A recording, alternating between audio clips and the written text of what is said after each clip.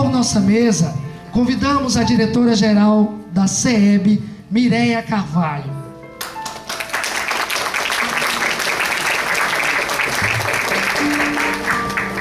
Convidamos também os palestrantes de hoje, Nazil Canari Júnior,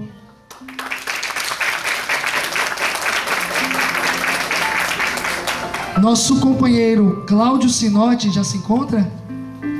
Ainda não, deve estar a caminho. E nosso companheiro Francisco do Espírito Santo. Então aguardamos nossos dois amigos, certo?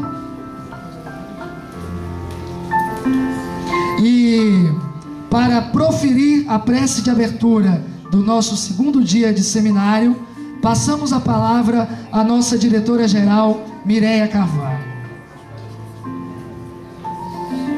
Bom dia a todos, que a paz de nosso Senhor Jesus Cristo esteja em nossos corações. Vamos nesse momento relaxar, vamos nos preparar para entrarmos em sintonia com o nosso Pai. Diminua um pouquinho aí a música. Vamos aguardar que todos se acomodem. Nós estamos em festa, o mundo espiritual está em festa. E a gente sente isso com a vibração. E nós convidamos todos vocês a entrarem nessa festa. Vamos fechar os nossos olhos. Vamos entrar em sintonia com a espiritualidade, lotando esse auditório. Não tem nem espaço para tantos desencarnados aqui. Vamos começar essa oração agradecendo a Deus pela oportunidade de estarmos aqui juntos, irmãos, trilhando os caminhos diversos, escolhas individuais, mas que vão nos levar ao nosso Pai. Obrigado, Senhor, por estarmos aqui juntos, pela nossa saúde, pela nossa família, por estarmos encarnados, buscando a evolução, em família, em sociedade, em grupos espíritas. Vamos agora, depois do agradecimento, pedir proteção e amparo para que a nossa vida, que as nossas escolhas sejam as melhores para nós. Que possamos, através do livre-arbítrio, nos proporcionar a evolução, a finalidade primais de estarmos encarnados. Que Deus nos abençoe. O terceiro momento é de inspiração para o nosso querido irmão Nazil. Que os bons espíritos, que os mentores da casa onde ele trabalha estejam com ele neste momento, iluminando, inspirando, protegendo, trazendo para nós baianos o que ele tem de mais glorioso, que é a vontade de servir, de ensinar e ajudar. Obrigado aos mentores da CEB, aos nossos amigos da espiritualidade, ao nosso Pai maior, Deus, e o nosso exemplo de comportamento, o Mestre Jesus. Convido a todos para a prece que Jesus nos ensinou. Pai nosso que estás nos céus, santificado seja o vosso nome. Venha a nós o vosso reino. Seja feita a vossa vontade, assim na terra como em toda parte. O pão nosso de cada dia dá-nos hoje, Senhor. Perdoai as nossas ofensas, assim como nós perdoamos a quem nos ofende, não nos deixando cair nas tentações do mundo, livrando-nos, Senhor, de todo o mal. Que assim seja. Que Jesus seja louvado.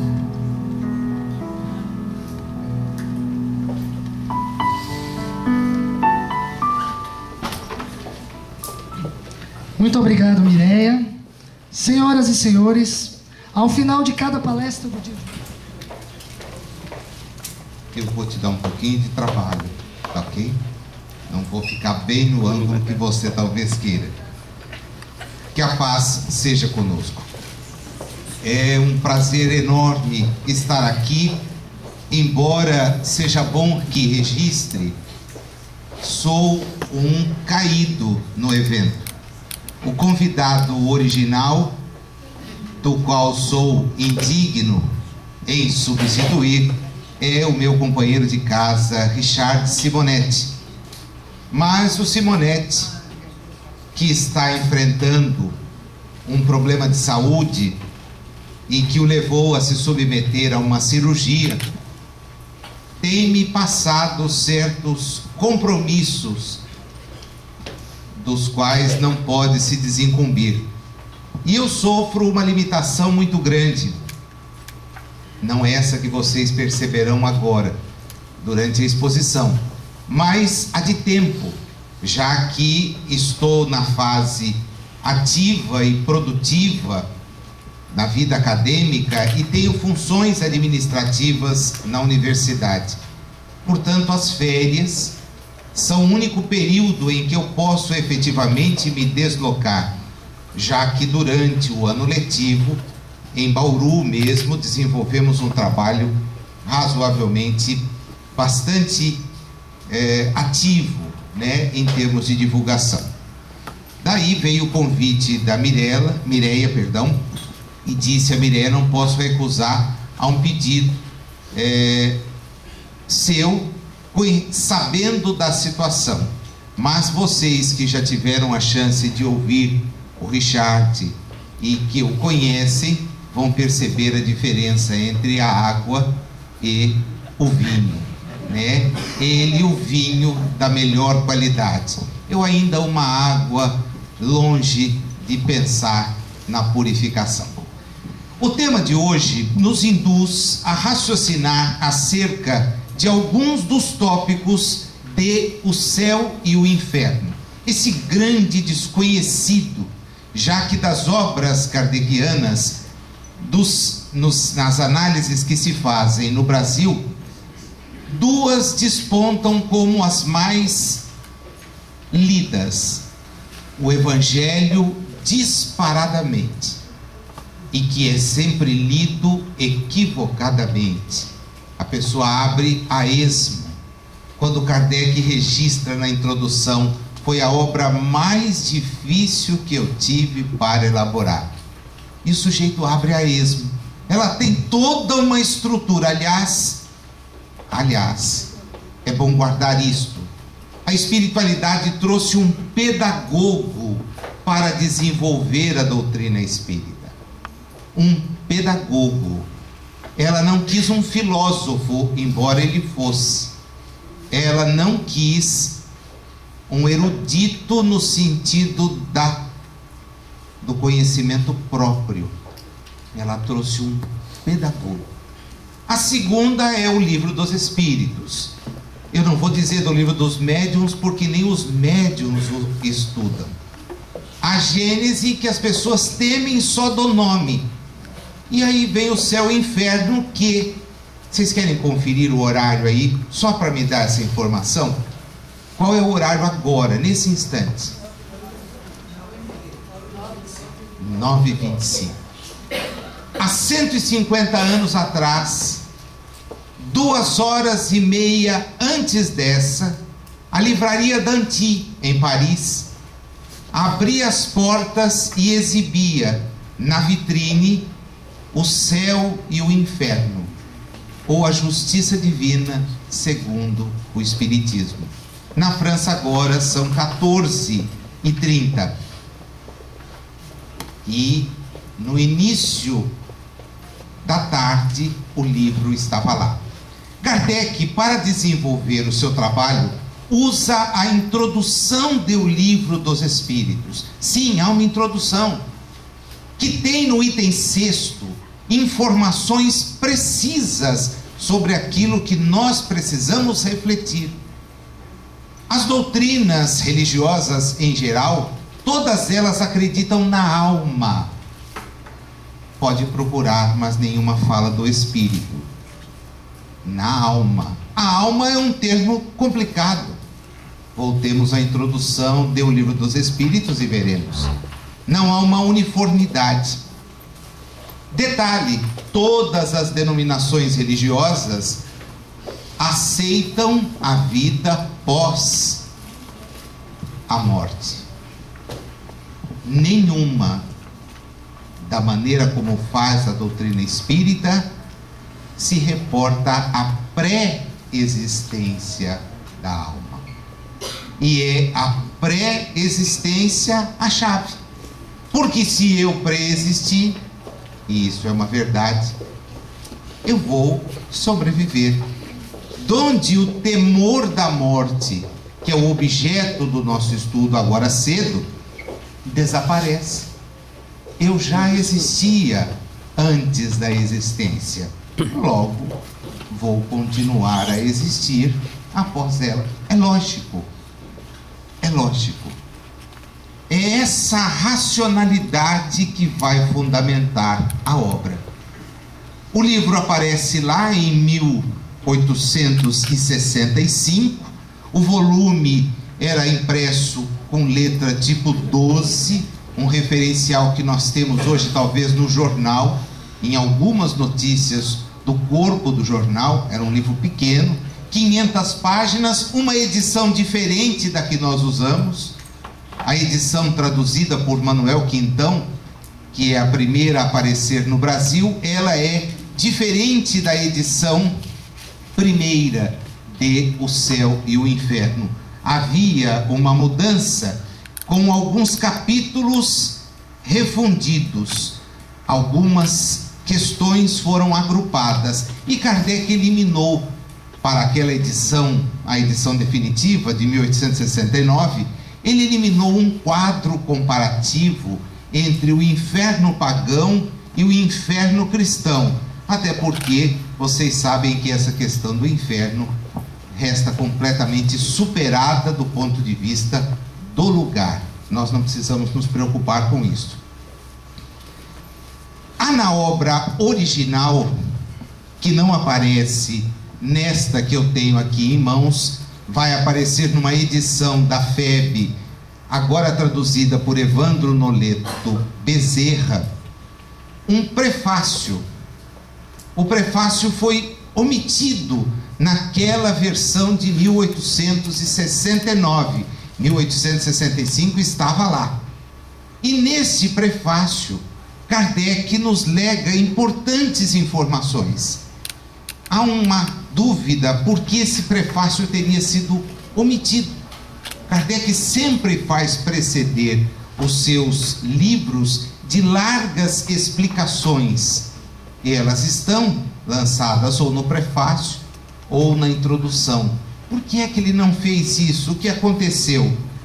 Tudo aponta para um lapso, um equívoco daqueles que fizeram a edição. Ele já estava desencarnado quando sai esta edição definitiva. E o processo de se prensar um livro, de se compor um livro, era completamente diferente daquilo que nós conhecemos hoje. Então, esta possibilidade é a mais concreta, porque quem traduziu a obra toda, como é o caso de Quintão, como o caso de Herculano Pires, ou aqueles que o assessoraram, como o caso de Salvador Gentili, não teria por que não traduzir um prefácio.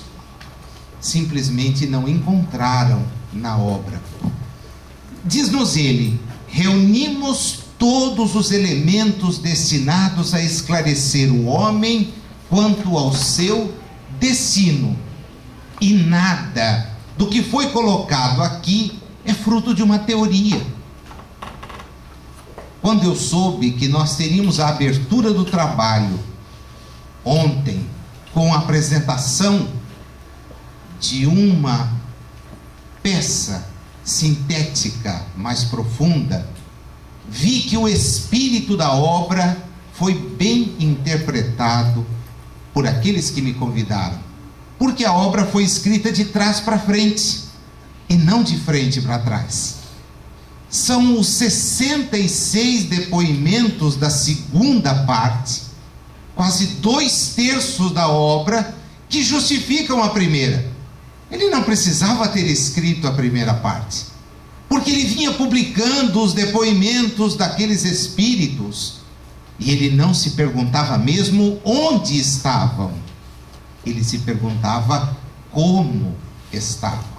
Kardec é metódico ao excesso, ele não troca expressões. Então, como você está?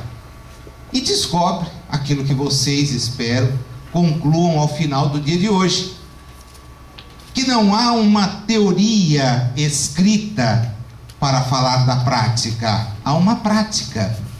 A concordância dos fatos leva à conclusão de que nós vivemos ou no céu ou no inferno particular, sem nenhuma outra consideração.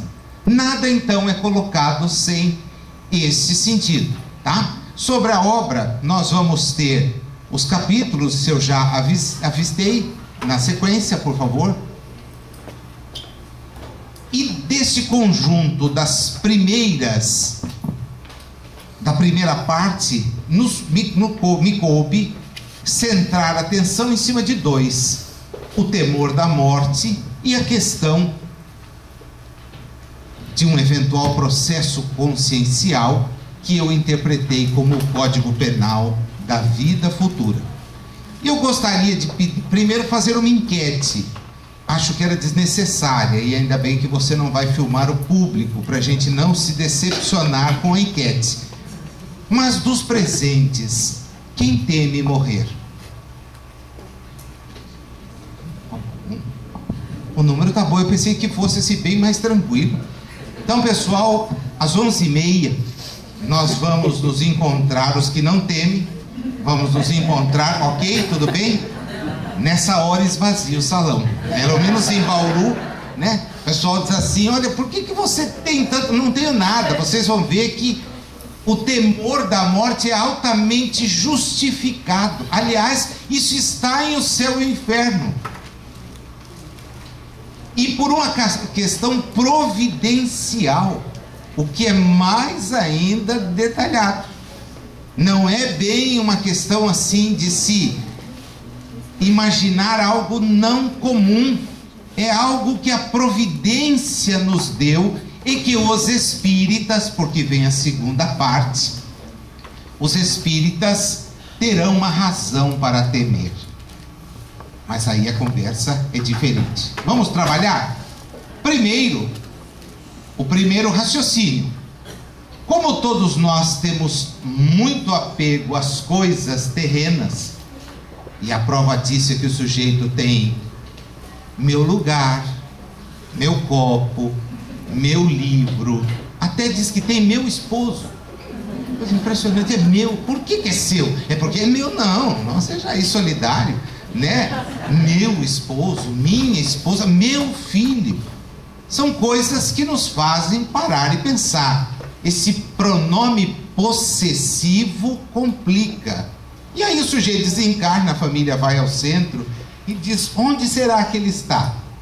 Quando eu fazia atendimento fraterno, e hoje faço assim quando posso, né? Adoro atendimento fraterno, porque você recebe a pessoa, ela chega à casa espírita desinformada, e você vai passar para ela aquilo que nós nos empenhamos em conhecer. E ela me dizia: será que eu poderia ter notícia onde está meu parente? Eu disse: olha, não é uma coisa muito tranquila.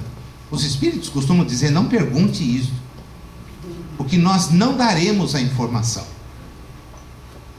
Se já é uma instrução, estou quieto, né? Mas eu sempre, para facilitar, pergunto: ele tinha lugar para assistir a TV? Isso tinha.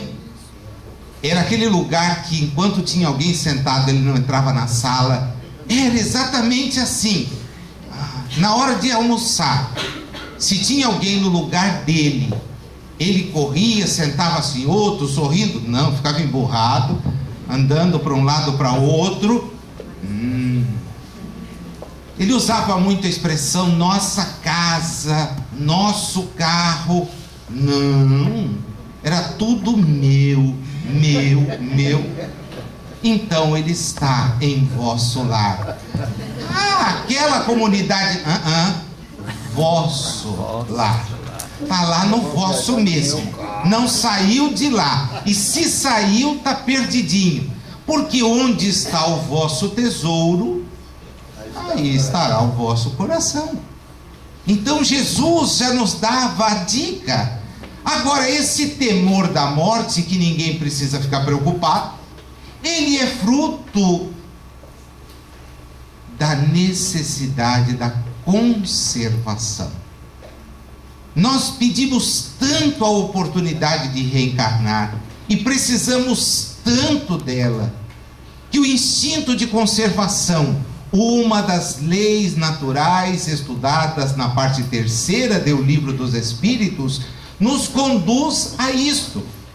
Então, enquanto a gente não está suficientemente esclarecido sobre a vida futura, puxa, aí isso é necessário.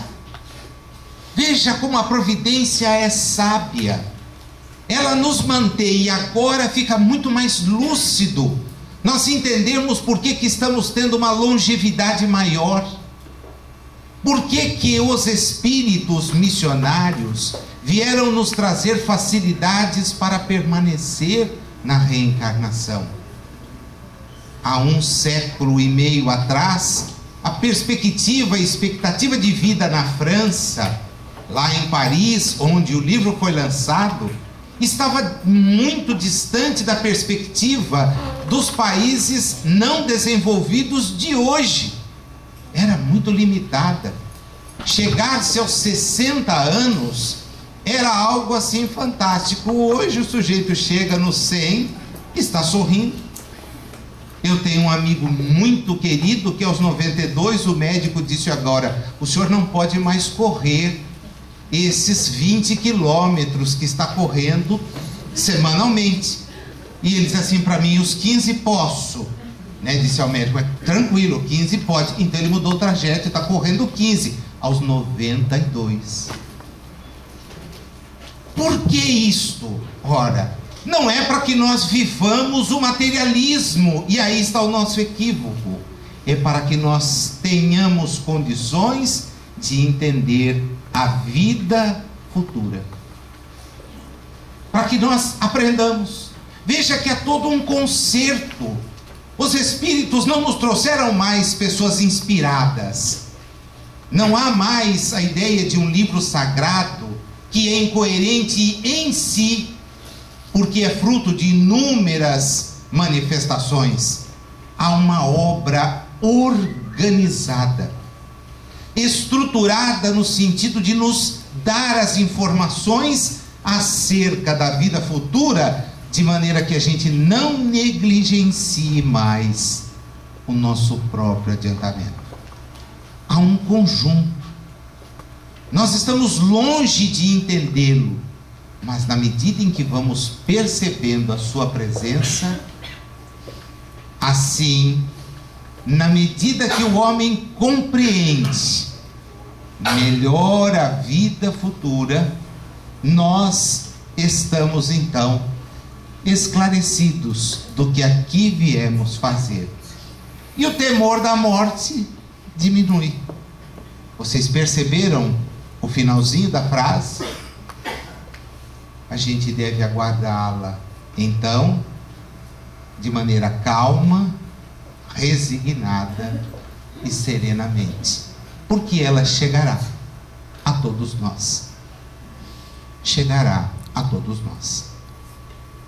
Preparar-nos para isto não significa renunciar ao mundo, é o contrário. Significa viver no mundo sem se apegar ao mundo.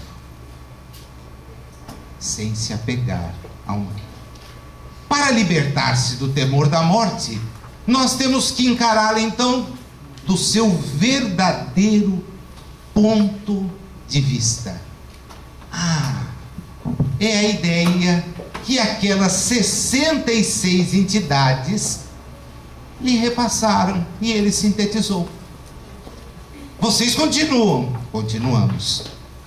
Puxa, então a sobrevivência você fica tranquilo, porque ela está aqui. Somos as testemunhas da sobrevivência à morte do corpo. Nós somos as testemunhas disso. Se houvesse uma, já seria muito importante.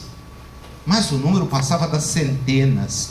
Ele agrupou os casos nos que estão na segunda parte, deu o céu e o inferno.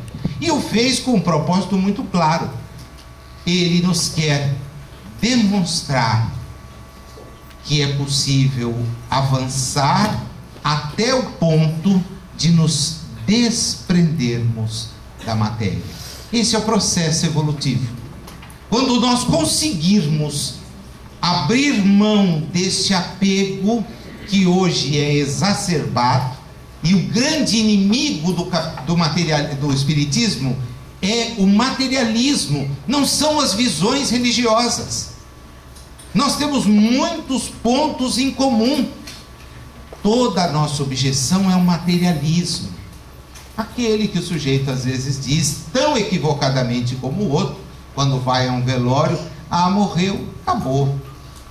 Esse é o materialismo. A pessoa então não precisa mais ter nenhum tipo de precaução. Também é equivocado aquele outro, foi para algum lugar. Às vezes não. Foi não. É bom parar e pensar. O temor da morte só existe para quem não tem noção da vida futura. Mas não é qualquer noção. Quem tem uma noção insuficiente. E aí então o sujeito quer fazer o quê? Viver. Viver por quê? Porque a pessoa, na medida em que vive, vai tentando superar. As religiões não ajudam nisso.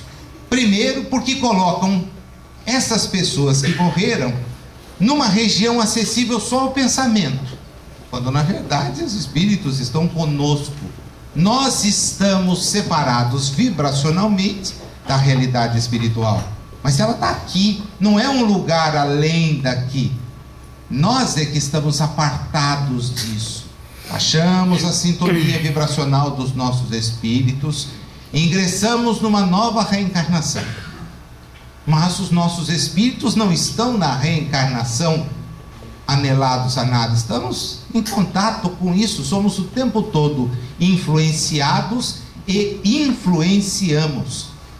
A ideia religiosa que põe essa barreira insuperável, ela então acaba dizendo, olha, não tem comunicação entre espíritos, quem foi, para onde foi, pouco importa, mas foi, quando isto não corresponde à verdade. Ontem o Marcel nos ilustrou, se a alma está no inferno, esquece, né? Até a ideia do juízo final, está no inferno para ser julgado no dia do juízo e voltar para o inferno, porque não há progresso do inferno para lugar nenhum.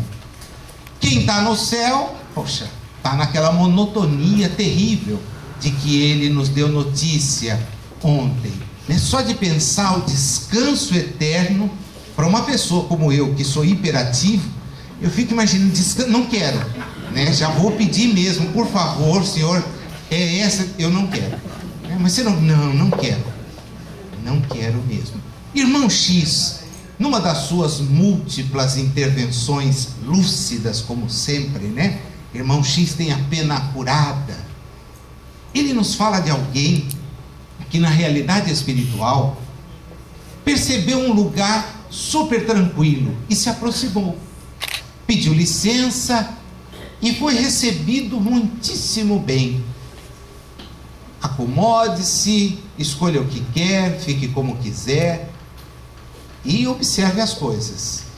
E ele então, na construção do relato, nos diz: uma semana se passou e tudo organizado, tudo certo, tudo bonito. Segunda semana, o primeiro mês, os 6 meses, e ele já estava completamente enfastiado. O lugar não oferecia nada que pudesse permitir um avanço. Tudo organizado, bem posto, as coisas no lugar certo. Ele então se aproxima de alguém e quer falar com o líder. Mas por quê? Porque eu preciso desabafar. E é recebido. Diz: meu amigo, eu sei que devo ter méritos, não muitos, mas sei que os tenho. E eu vim aqui para apresentar um pedido. Eu gostaria de deixar esta região. Poxa, mas por quê? É tudo muito organizado, tudo muito certo, tudo metódico. Eu gostaria, sinceramente, de ir para um lugar diferente. Pois não. Vamos examinar, ver se isso é possível. Mas o senhor quer me dizer qual é a razão por que quer sair daqui? Ah, meu amigo, eu quero ir para o inferno, porque isso aqui é muito monótono. Ao que o Espírito então lhe diz: mas você está justamente no inferno. No inferno, sim. Você acha que isso aqui é o céu? Você nunca ouviu falar de Jesus? Eu e o Pai trabalhamos. Portanto, a monotonia é própria do espírito imperfeito. O comodismo é do espírito imperfeito. O espírito perfeito em busca da perfeição é ativo. Ele está o tempo todo sintonizado com o que fazer, não em benefício próprio, porque é aí que nós descobrimos que podemos crescer, quando vamos em benefício dos que estão à nossa volta, quando nos esquecemos, e aí então avançamos. Sair da monotonia, da paralisia, é sinônimo de avanço. Portanto, o inferno, na visão do irmão X, é um lugar pacatíssimo.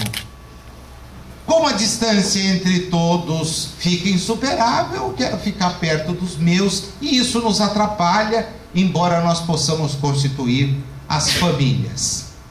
Para que a gente possa então entrar na parte mais dinâmica da nossa conversa, 2 perguntinhas básicas para a gente nunca esquecer.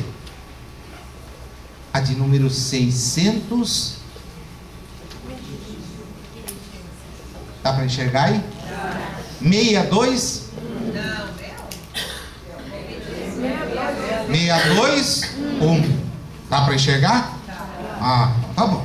Estava aqui eu achando que eu estou enxergando. Eu sou terrível, sei isso, né? Vai ser complicado. Onde está escrita a lei de Deus? Na consciência. Muito bom. Está guardado?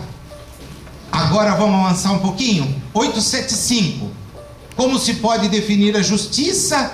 Cada um respeite o direito dos outros. Puxa, legal. Isso é tranquilo. E o que determina esses direitos? Depois de uma longa resposta, o Espírito termina dizendo assim: nem sempre, pois, e acorde com a justiça, o direito que os homens prescrevem, nem sempre, na vida particular, há uma imensidade de atos unicamente da alçada do tribunal da... É aqui que a gente vai então trabalhar. Código Penal da vida futura. Tem um Código Penal? Tem. Um célebre antropólogo cubano, o professor Ortiz, Fernando Ortiz, teve acesso à obra espírita. Antropólogo não materialista, mas jamais espírita. Fernando Ortiz escreve um livro, hoje em edições cada vez mais escassas. Tem sido um problema que ontem o Marcel também tocou. As obras boas estão ficando escassas. As obras profundas estão cedendo lugar a um mediunismo barato, sem sentido. Mas as capas são bonitas. Já havia até capa de mulheres nuas expostas numa livraria espírita. Estava lá o corpo coberto com um leve véu, instigando a mente daqueles que se aproximavam, e trazia conteúdo espírita. Evidente que não. Evidente que não. Mas qualquer bobagem hoje o sujeito faz. Nós temos a péssima fama de sermos os consumidores de livros. E para o mercado livreiro somos interessantíssimos. Num país de analfabetos, e eu digo isso tristemente porque sou professor universitário, pego alunos que são hoje incapazes de interpretar textos facílimos. E imagina que um professor de direito, que é o meu caso, tem uma dificuldade imensa, porque os alunos precisarão manusear textos de lei o tempo todo. E eu digo para eles, tal coisa, professor, posso trazer o dicionário? Mas deve. Qualquer pessoa que se propõe a um estudo precisa ter um dicionário e uma gramática. Gramática também? Claro, você imagina o quê? Vai chegar aqui, mas não é código. Código, meu amigo, é uma junção de palavras. Se você não sabe o significado delas, está perdendo o seu tempo. E está levando o meu também. Né? Então vamos nos ajudar. Pega aí. Posso trazer para a prova? Pode. Porque às vezes você não vai entender o que está escrito. Essa coisa de saber juntar as palavras não é a mesma coisa de saber o alcance delas. Eu costumo usar a expressão leca, né? As crianças já olham para mim e falam assim, leca, Nazil, leca. Mas não é o que você está pensando. Ler, primeiro passo. Entender, segundo passo. Compreender, que significa articular, terceiro passo. No quarto é que a gente se enrosca. O aplicar. Porque quando a gente joga aqui, puxa, o camarada sabe tudo, quer ver? A quem muito deu, beleza, tá vendo? Se alguém te bater com uma face, esse é o outro. Se alguém te convidar a andar com ele 100 passos, caminha. Posso continuar? Não precisa, né? Todo mundo sabe decor e salteado. O drama é o aplicar. O drama é o aplicar. Né? Então na leca, guarde bem o leca. Ler, espírita lê um horror. Então todo mundo quer vender para o espírita. Entender, o espírita se esforça. Compreender, se ele participa de uma casa espírita como a CEB e outras estruturadas, ele vai ter essa condição. O drama está no aplicar. E o aplicar não pressupõe nada longe, porque somos nós. Nesse código estruturado em 33 artigos, e aí é que eu não sei se o tempo vai deixar, porque eu programei para falar até 8h30, mas o pessoal da noite, e horas começa mesmo à noite? 21, então até 20h30 eu vou. Eles estão quietos, sinal que eles vão comigo.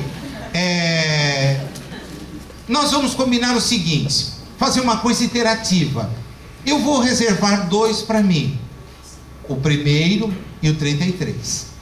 E os outros eu vou deixar vocês escolherem. Alguns, não dá para falar de todos. É um convite para que a gente troque ideia, tá bom?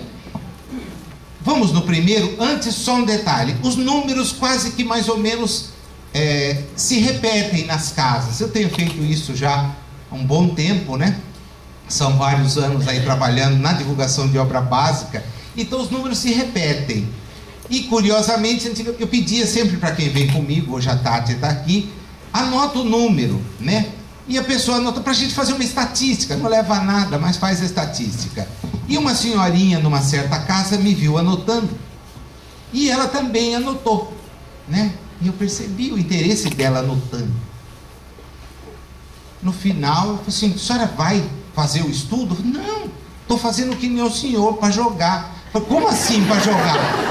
O senhor não pega o número do pessoal para jogar? Eu não, de maneira alguma, não jogo. O senhor não joga? Eu achei que o senhor pediu os números para ter um palpite. Aí eu falei, não é isso, né? Essa tá complicada. Agora, se a senhora jogar, lembra de mim, né? Porque eu vou repassar tudo para as obras da nossa casa.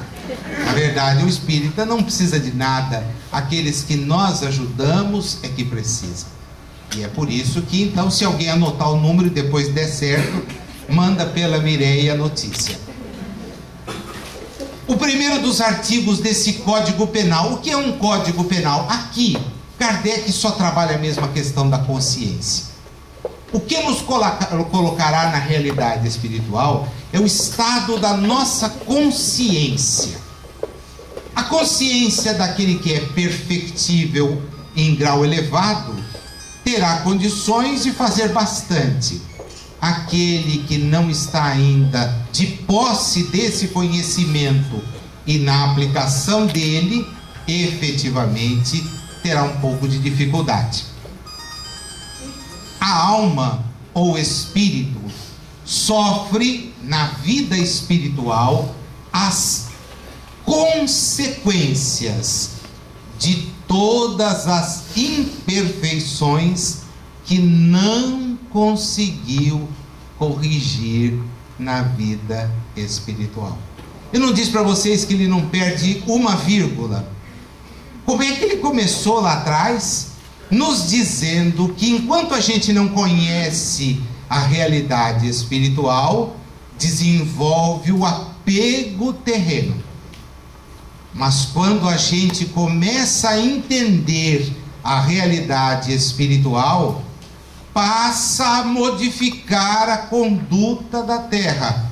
Esta é a razão pela qual nós estamos reencarnados e pedimos longos períodos de reencarnação. Nós queremos e precisamos corrigir as nossas imperfeições. Essa é a razão. É por isso que nós estamos aqui. Richard Simonetti, numa expressão felicíssima que está no livro Quem Tem Medo de Ser Feliz, nos diz: a Terra não é uma colônia de férias. A Terra é um lugar em que espíritos imperfeitos vêm mudar para sair do estado de impureza em que nos encontramos. Nós pedimos isso. E aqui estamos. Eu disse que o primeiro era meu, então agora a gente tem tempo para fazer. Me dá um time. Tranquilo. Então vamos lá, vamos aceitar os números. Vocês são livres para escolher. Se não vão escolher, tudo certo. A gente faz a prece e vai embora. Diga. Número 3. Número 3.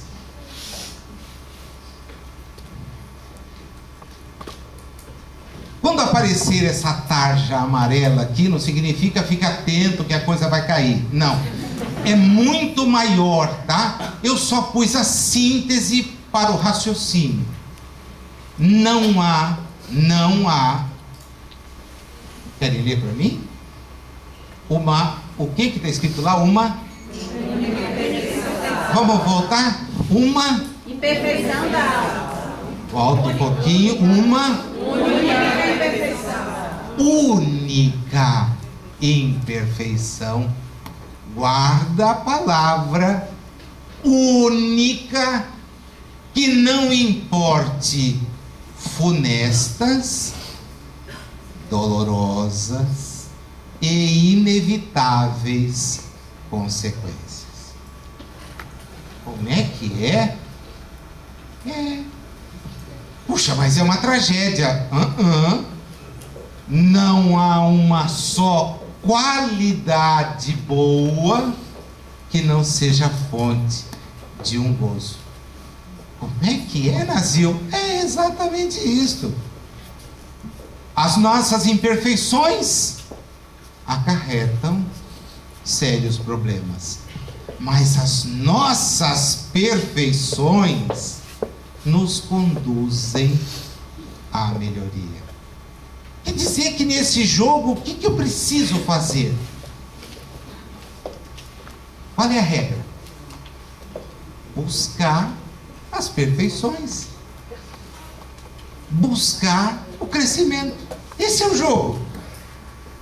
Com o meu passado, eu não tenho outra coisa, eu tenho que me ajustar. Mas o meu futuro eu estou construindo agora, num tempo que diz: aquele que pensa tem o nome de presente. É um presente que está à nossa disposição para construir o amanhã. Eu trabalho. Há um tempo atrás, a nossa casa é uma casa grande, né? Não significa que tenha senzala, mas é grande, casa grande mesmo, com 600 pessoas no salão. É uma loucura quando a gente tem exposição. E eu, num domingo, os meus dias de trabalho são os domingos, pela manhã, né? A exposição minha, todo domingo de manhã. Eu propus um programa: não vá dormir sem fazer alguém feliz. Não sei de onde que eu tive essa ideia, alguma entidade pouco, faça essa... E eu fiz: olha gente, não vá dormir sem fazer alguém feliz. Falei isso uma semana, na semana seguinte insisti, e aí uma menininha no final do encontro: Nazil, puxa, veio, ai que maravilha a sua ideia. Qual, meu bem? Essa de fazer alguém feliz. Puxa, que bom, deu certo. Eu falei assim: ótimo. Olha, fui no shopping, comprei uma bolsa, um sapato, eu fui com a mamãe, eu já não fiz juízo, falei: que gracinha. Eu falei: ficou bem na sua mãe? Eu falei: não, eu levei a mãe e falei: ó, o Nazil disse que era para fazer alguém feliz. Falei: caramba, você falou errado, Nazil. Eu falei: meu bem, acho que não era isso. Não, hoje você não atrapalha, porque peguei minha tia, né, e vou com a minha tia. Ela estava trazendo gente no centro. Ouve o Nazil, faça alguém feliz. Eu falei: não é a nós temos que fazer feliz ao outro. Como assim? Eu falei: você vai ter que juntar suas economias e dar o presente para a mamãe. Não é ela me dar? Sim, ela pode até ir retribuição, mas não é esse o objetivo. Na semana seguinte, então, eu tive que corrigir: olha, faça alguém feliz, mas não você mesmo, entendeu? Porque a prática está ficando, né? Olha, traz meu café, o Nazil pediu para você fazer alguém feliz. Não é assim, tá? A soma das penas na realidade futura é exatamente essa: imperfeições com perfeições. Então, como é que vai estar o meu espírito? No céu ou no inferno? Agora o detalhe: não precisa esperar chegar lá, basta fazer agora. Não tem necessidade de esperar nada, basta fazer. Então, outro número: 6. A pessoa que é ordeiro vai na sequência. Tem gente que fala para mim: 31. Nossa, o 31. Voltei. O bem e o mal que fazemos decorre de uma coisa muito clara: da qualidade que nós possuímos. Então, por que eu não faço bem? Segundo Kardec, porque nós temos imperfeições. Se temos imperfeições, nós sofreremos. A parte grifada aqui é meu sonho, porque está cheio de gente que diz assim: eu não faço mal para ninguém. Quer ver como numa estatística é fácil comprovar?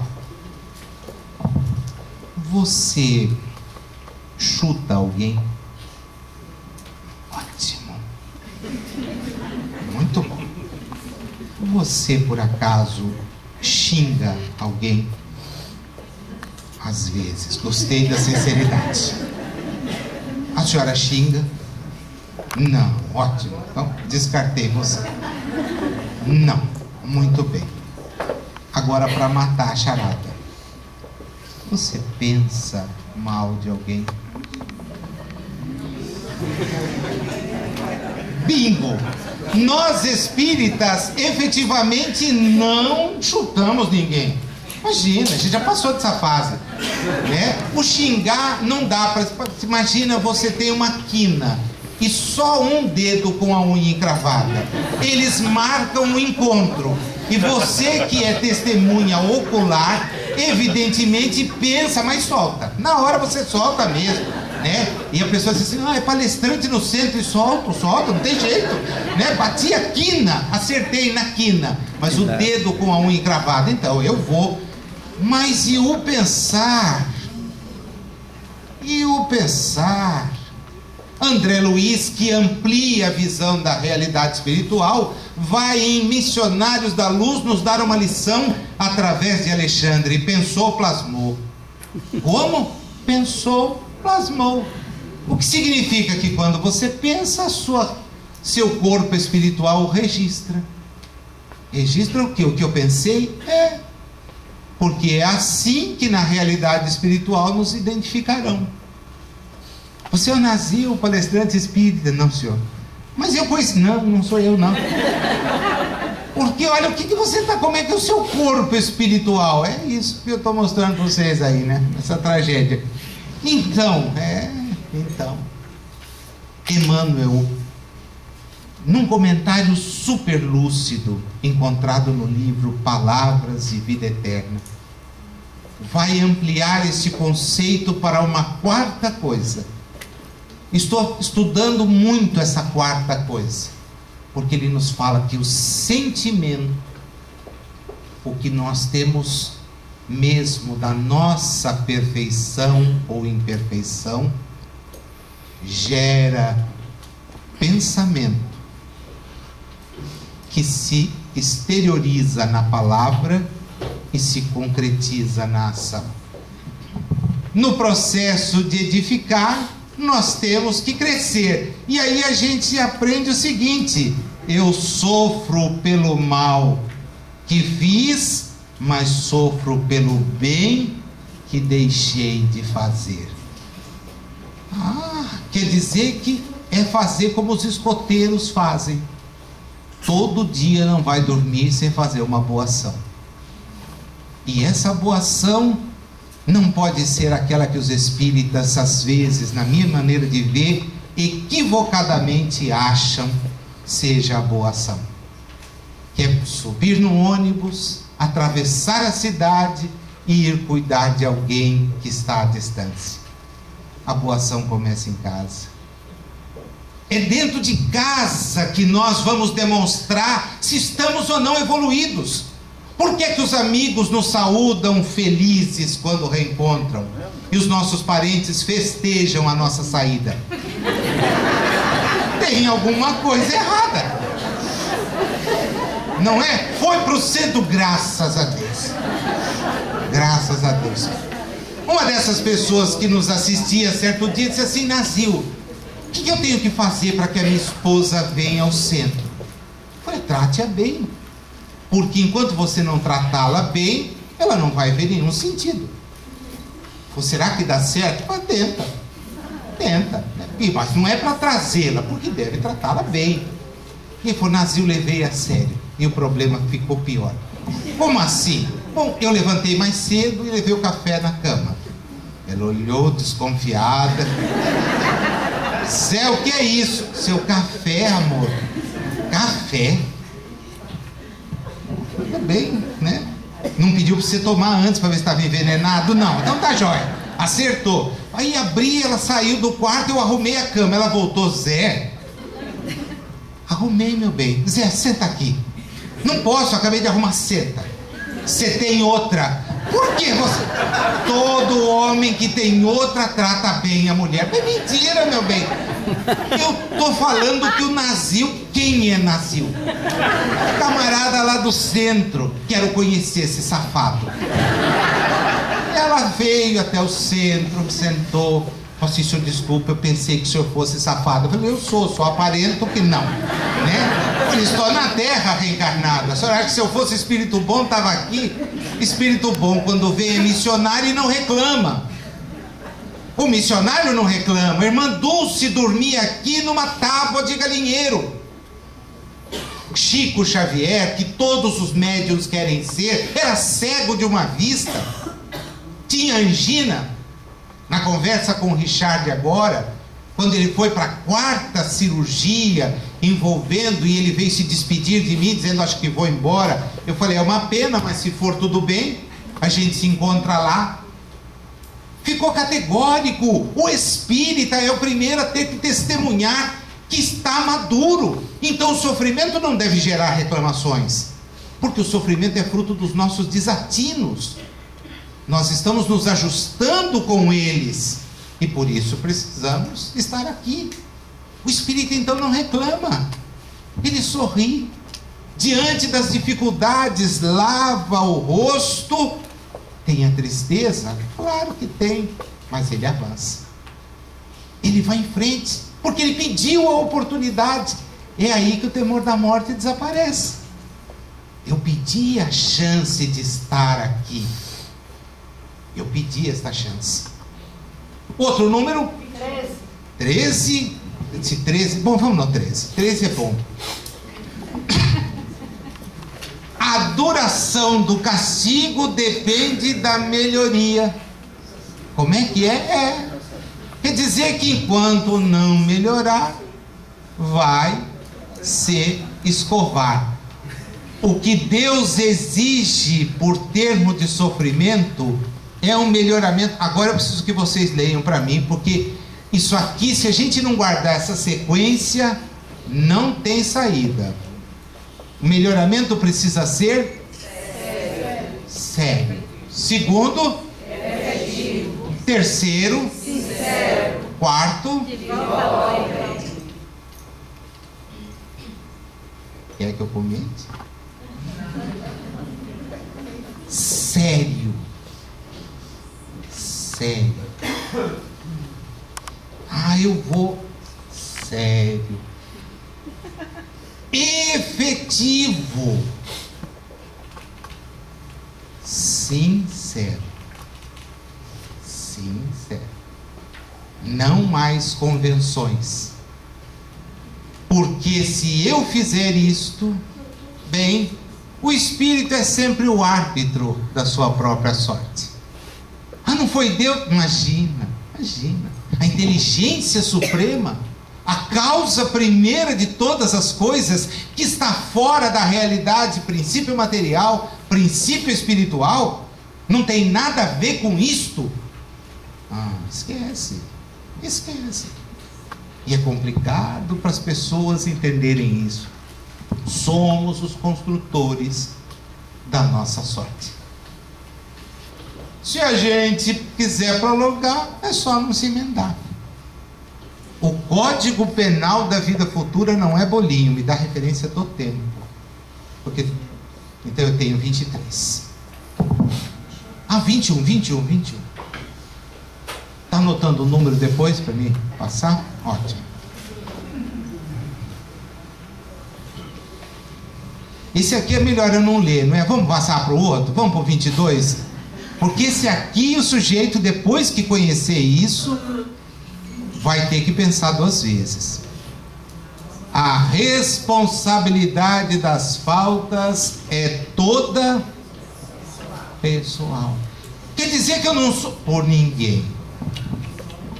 Eu estou então passando por aquilo que você semeou. Mas eu não me lembro. Então, abençoada reencarnação. Não fosse ela, capítulo 5, Evangelho segundo o Espiritismo, na tradução correta, não nessa que está aí, solta, que é do bem-aventurados os aflitos.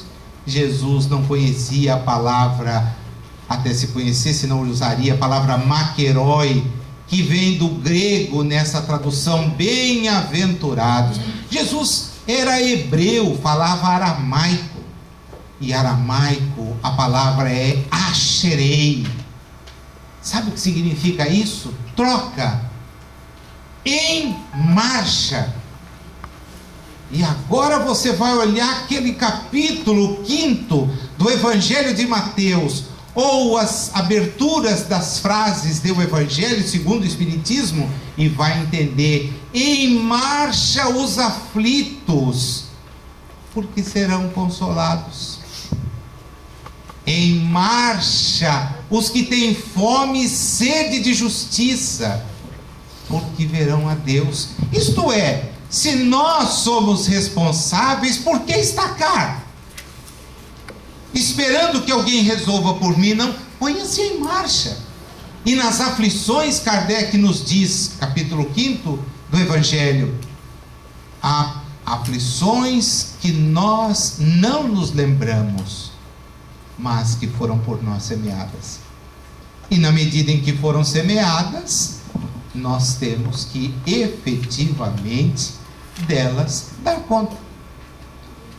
É por isso que nós estamos nos grupos familiares que nos são afins. Alguém pode até dizer para mim, em casa é só afim de briga, mas é afim, né? É afim de alguma coisa, e com o qual nós precisamos nos ajustar. E o detalhe, nós temos que nos ajustar com a humanidade toda. Nossa, 20 e poucos bilhões de espíritos? Não! Nós temos que nos ajustar com todos os espíritos, porque Jesus nos ensinou a chamar a Deus de Pai, o que nos coloca na posição de irmãos uns dos outros. Ele termina falando do suicida, mas é um capítulo à parte, tá? Fica para o encontro de 2020. Me dá o último antes do 33. Oi? 19. E depois nós vamos ao 33.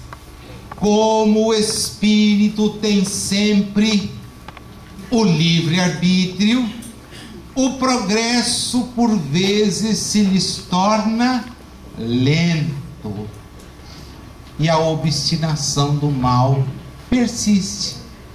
O detalhe, ingressou nessa fieira, ingressei, não reclama do tempo, porque pode persistir anos e séculos. Nas comunicações há um espírito de Castelnaudari. Leiam depois lá na segunda parte do Céu e Inferno, o espírito de Castelnaudari.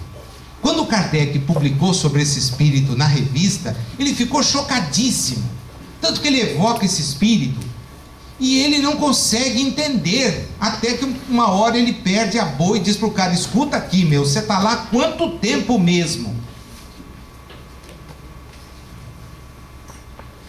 Séculos. Quanto? Séculos.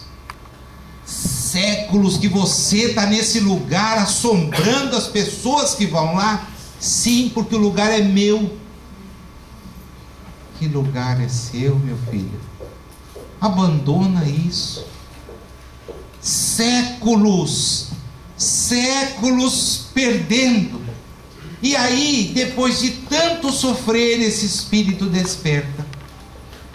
E Kardec diz: então agora é necessário avançar. Dobre-se ante a bondade divina, renuncie e avance. É um dos testemunhos mais lindos. Só não é mais lindo do que o da mãe. O da mãe que se suicida, para mim, é o mais lindo. Me emociona muito quando eu volto às páginas, reler aquilo. Ver o amor equivocado. E a gente pode se equivocar até quando pensa estar amando, e se prejudica. Vamos no 33 para fechar. Em que pese a diversidade de gêneros e graus de sofrimentos dos espíritos imperfeitos, vamos guardar as 3 coisinhas. Primeiro, o sofrimento é inerente à imperfeição, o que significa nós sofremos porque somos imperfeitos. Eu quero parar de sofrer, é só evoluir. Puxa, só é a maneira que eu tenho para dizer aqui, mas não é fácil evoluir. Toda imperfeição, assim como toda falta, traz consigo o próprio castigo, inconsequências naturais e inevitáveis. O que é a moléstia para nós? É fruto do nosso excesso. Morre-se muito mais de excesso de comida do que de falta dela. Essa é uma realidade dos nossos dias. Ah, mas tem gente que morre de fome. Não. Tem gente que morre de muito comer e não olha para mim com esse olhar. Terceiro, o tal do cara ficar olhando para mim, não sei porquê. Só como folha. O problema é a quantidade de folha. 1 quilo de folha é a mesma coisa que 1 quilo de qualquer coisa. Podendo todo homem libertar-se das imperfeições por efeito da vontade, a questão do posso e do quero. Você pode fazer? Posso. Agora você quer fazer? À vontade. Pode igualmente anular os males e assegurar uma felicidade futura. E olha Jesus fechando: a cada um segundo as suas obras. A esse quarteto eu gostaria de terminar agradecendo a Jesus, que é o nosso modelo, guia, ao professor Rivaio, esse espírito fantástico que nos permite conhecer realidades que os nossos espíritos ainda não têm a condição de dimensionar. A este espírito fenomenal, que no ano de 1532 aportou aqui na Bahia, vindo na personalidade de Manuel da Nóbrega para evangelizar o Brasil. Emmanuel, que desceu nas praias que nós usamos aqui com propósitos completamente diferentes dos nossos. O senador Públio Lentulus se reencontrava com Jesus, trazendo agora a cruz como lema, e percorreu este país de Salvador a São Vicente, de São Vicente à vila de Piratininga, de lá de novo a Salvador e ao Rio, na tarefa de pregar o Evangelho. E que no momento em que a semente trazida por Jesus sob a confiança de Kardec corria o risco de se perder, ele convoca um missionário e o traz para o interior de Minas Gerais com a tarefa de resguardar a doutrina espírita. A este quarteto e a todos vocês, muito obrigado.